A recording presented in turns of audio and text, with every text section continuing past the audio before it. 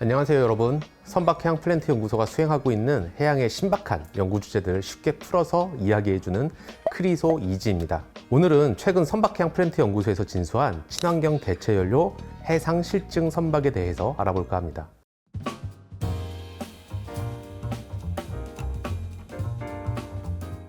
친환경 대체 연료 해상 실증 선박, 즉 기존에 사용하던 연료에 비해 친환경적인 연료를 실제 환경에서 운용해 볼 수 있는 실증 선박이라는 뜻인데요. 이 배에 대해서 이야기하려면 먼저 현재 선박에서 사용하고 있는 연료, 그리고 그 문제점을 알아볼 필요가 있습니다.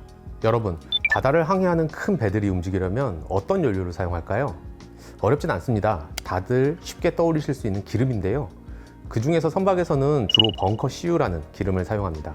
우리가 처음 땅속이나 바다 깊은 곳에서 채취하게 되는 기름은 시커멓고 끈적끈적한 원유인데요. 이 원유에는 다양한 성질의 물질들이 섞여 있습니다.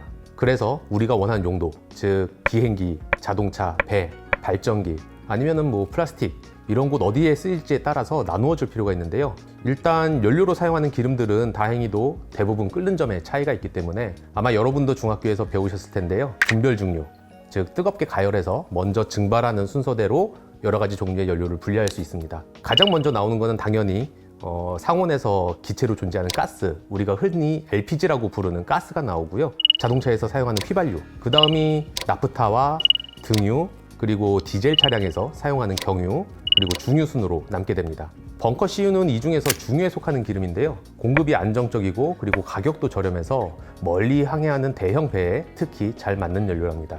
그래서 오랫동안 선박의 운항에는 이 벙커 CU가 사용되어 왔는데요. 최근에는 이 벙커 CU가 황화물이나 질산화물 때문에 공기를 오염시키기 때문에 그런 황을 제거한 탈황유를 사용하기도 합니다. 기름 외에 최근에 사용하는 연료로는 LNG 가스를 사용하는 선박들도 많이 있습니다. LNG는 마찬가지로 땅이나 바다에서 캔 천연가스를 압축하고 아주 차갑게 해서 액체로 만든 연료입니다. 이 연료의 주성분은 메탄인데요. 벙커 CU보다 이산화탄소를 한 20% 정도 적게 내뿜고, 그리고 황산화물, 질산화물 배출도 없어서 환경에 벙커 CU보다 유리하다고 알려져 있습니다. 그리고 연료 효율도 높은 편이라서 대형 배의 연료로도 효과적이죠. 하지만 이런 LNG를 보관하려면 낮은 온도, 그 낮은 온도가 영하 162도 정도입니다. 아주 낮은 온도의 극저온 저장 시설이 필요한데 이게 설치도 복잡하고 또 비용도 높습니다. 그리고 이 메탄가스가 사실은 이산화탄소보다 훨씬 강력한 온실가스거든요. 그래서 사고나 부주의로 공기 중에 새어나가기라도 하면은 환경에 미치는 영향이 훨씬 더 심합니다. 그런데 어쨌든 이런 벙커 CU, LNG 모두 화석연료라는 공통점이 있어서요. 많으나 적으나 사용 후에는 이산화탄소 등 온실가스가 발생한다는 것이 문제입니다. 그런데 최근에는 기후변화 문제로 이러한 탄소 배출을 절감해야 된다는 목소리가 굉장히 큰데요.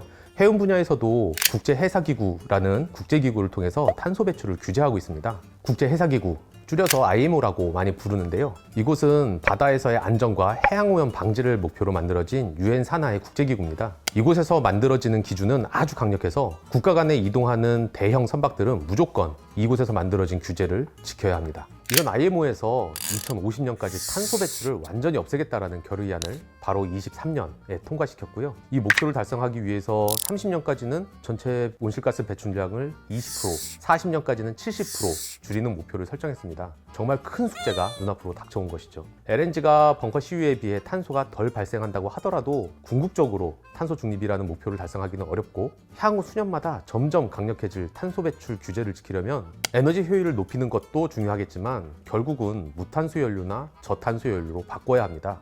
이렇게 기존 연료를 대체해서 환경 영향이 없는 연료들을 친환경 대체 연료라 하고요. 대표적으로 그린 수소, 그린 메탄올, 그린 암모니아 같은 물질들이 현재 대체 연료로 주목받고 있습니다. 수소는 여러분도 잘 아시겠지만 천연가스에서 분리하거나 물을 전기분해 만들 수 있는데요. 특히 그린 수소는 재생에너지로 물을 전기분해해 탄소가 전혀 배출되지 않는 수소를 말합니다. 수소는 연소 후에도 물만 나오고 탄소 배출이 전혀 없기 때문에 완전한 무탄소 연료이고, 또 에너지 밀도도 높아서 다양한 에너지로 사용될 가능성이 높은 연료입니다. 하지만 수소는 그 무게에 비해서 부피가 엄청 크고 또 그것 때문에 저장과 운송이 어렵습니다. 혹시 사고나 유출 시에는 폭발의 위험성이 커서 안전관리가 아주 중요한 연료이기도 하고요. 다음으로는 메탄올이 있는데요. 메탄올은 수소와 이산화탄소를 결합해서 만들어집니다. 액체라서 기존의 기름과 비슷하게 저장하고 운송이 쉽고요. 그런 반면에 인체에 독성이 있고 또 에너지 밀도도 기존의 기름보다 같은 무게에서 나올 수 있는 에너지가 낮다라는 문제가 있습니다. 마지막으로 암모니아는 주로 질소와 수소를 결합해서 만드는데요. 탄소가 포함되지 않아서 연소해도 이산화탄소를 배출하지 않고 또 냉각, 액화하기 쉬워서 저장이나 운송도 비교적 간편한 편입니다. 하지만 암모니아는 독성이 매우 강합니다. 특히 인체에 굉장히 유해한데요. 좁은 배에서 선원들에게 매우 위험할 수 있고 또 엔진을 이루고 있는 금속을 부식시킨다는 문제도 해결해야 됩니다. 그리고 이러한 친환경 대체연료들은 공통적으로 그린수소 생산이 필요한데요. 아직까지 이러한 그린수소 생산은 비용이 굉장히 높다는 문제가 있습니다. 어쨌든 그럼에도 불구하고 전 세계적인 연구 개발을 통해 그 비용은 점점 낮아지고 있고 해운사들은 이러한 경향을 고려해서 친환경 대체연료를 사용한 선박들을 개발하고 있는 상황입니다. 이러한 친환경 대체연료를 실제 바다에서 사용하기 위해서는 앞서 이야기한 것처럼 폭발의 위험이나 독성, 그리고 운반이나 에너지 효율을 검토해서 안전한지, 그리고 진짜 우리가 연구에서 나왔던 성능이 해상 현장에서도 나오는지 검증해 볼 필요가 있겠죠. 또 연구 단계에서는 미처 확인하지 못한 운용상의 어려움이나 실제 운용에 필요한 여러 가지 법적 규제, 기준 이런 것들을 만들기 위해서라도 실제 바다에서의 성능 검증은 필수라고 할 수 있습니다. 그런데 한번 생각해 보세요. 이런 기술들을 실증하기 위해서 연구 개발을 할 때마다 이 배를 하나씩 만들어야 한다면 엄청난 비용하고 시간이 소요될 겁니다. 또 반대로 이렇게 비용과 시간이 소요되기 때문에 연구를 시작조차 못할 수도 있고요. 이런 연구들이 대부분 국가 예산으로 이루어진다고 생각을 하면은 기술 개발도 중요하지만 어떻게든 비용을 줄이는 것이 우리 국가적으로도 이익이라고 할 수 있습니다. 이 기름 한 방울 나지 않은 이 척박한 나라에서 어떻게든 효율적으로 연구를 해보기 위해서 연구자들이 고민해 만든 것이 바로 이 친환경 대체연료 해상 실증 선박, 줄여서 KHTB라는 실험선입니다.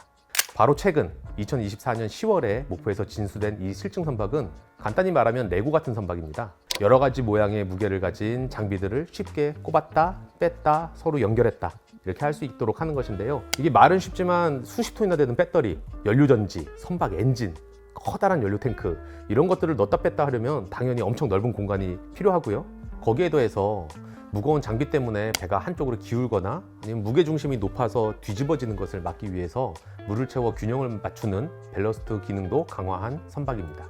이 외에도 전기, 통신, 기타 여러 장비들이 두루두루 활용될 수 있도록 갖춰줘야 되죠. 미래를 대비해서 추진 방식은 하이브리드 전기 추진 방식인데요.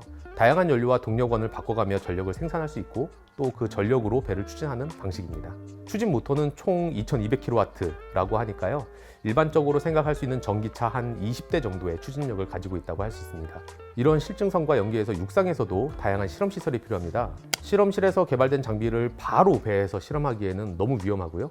또 이 배에서 한번 실험하는 게 비용이 굉장히 많이 듭니다. 그래서 이왕이면은 실제 배에 설치하기 전에 그런 주요 장비들을 배에서와 비슷한 환경에서 실험할 수 있는 시설도 육상에 만들 필요가 있는데요.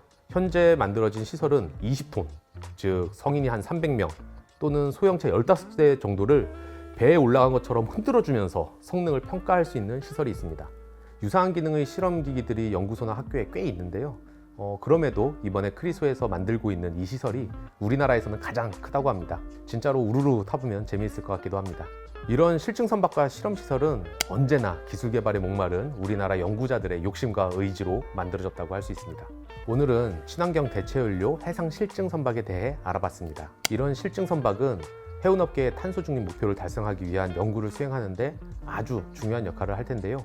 크리소는 이러한 연구개발 인프라를 구축하고 또 장기적으로 운용 노하우를 계속 쌓아감으로써 향후 우리나라의 탄소 저감과 조선 해양 산업의 발전을 위해 꾸준히 기여하겠습니다. 드넓은 해양에 도전하는 최신 연구들을 쉽게 알려주는 크리소 이지. 그럼 다음 시간에 또 새로운 이야기를 가지고 찾아오겠습니다. 다음 시간에 만나요.